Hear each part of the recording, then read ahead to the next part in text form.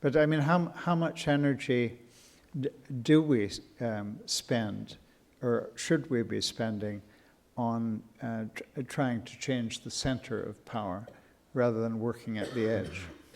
My favorite definition of hope is from David Orr, the eco-philosopher.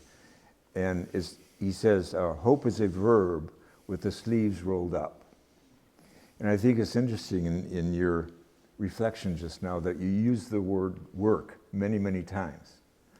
And so I really like that definition of hope, because it is about our work. You know, what choices are we making? And as you're saying, you're asking, do we make the choice about taking on the center, or do we work at the edges? I think it's both and. You know, this is where you have to listen deeply. What is the universe asking of you? What are your gifts?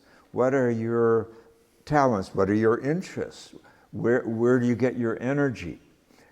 Some people are called to take on the center. There are some very good journalists today. Tom Hartman is one. And there are many people writing truthful critiques of what's going on. We need those people. We need them in the center and trying to tell the truth from there. At the same time, I think you and your friend are absolutely right that most people are not at the center. And it can really weigh you down to put too much energy into beating your head against the wall. I remember years ago when I was going through my struggle with the Vatican, Father B. Griffiths, who was a very holy man, really, a very authentic monk, and who has been living in India for over 50 years in an ashram there, and integrating with the Hindu tradition and writing very prophetic books and pioneering books about deep ecumenism and interfaith, relationship of Hinduism to Christianity and so forth. But I remember he said to me one day, he said, don't worry about the Vatican. It's all going to come tumbling down one day, just like the Berlin Wall. And this was a year after the Berlin Wall fell. He said, keep doing what you're doing, planting the new shoots for a new Christianity. But again, I think it's a very personal calling and vocation. It should be part of our prayer today. What can I do? What am I being called to do?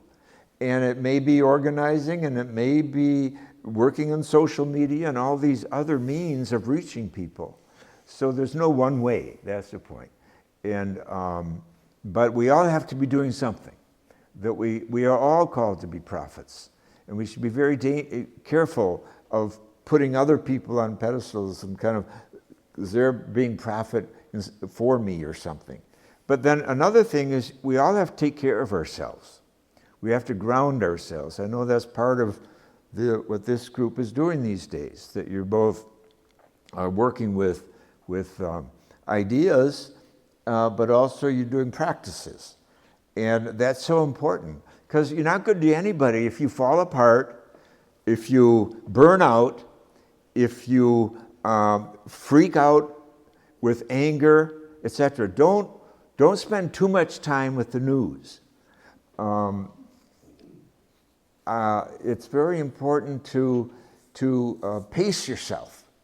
And the news is so bad and is tumbling out so like a rushing waterfall at this time. The bad news is. So you should only allow yourself so much exposure to it, because you also need exposure to the via positiva. Think of yourself as a camel, the big hump.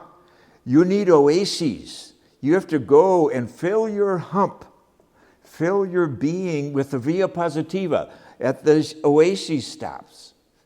The beauty of life, the wonderful things that Webb telescope are pouring into our minds and into our images on a daily basis today about this glorious and sacred universe in which we live. You have to drink from that well, because yes, we are crossing a desert. We are crossing a desert.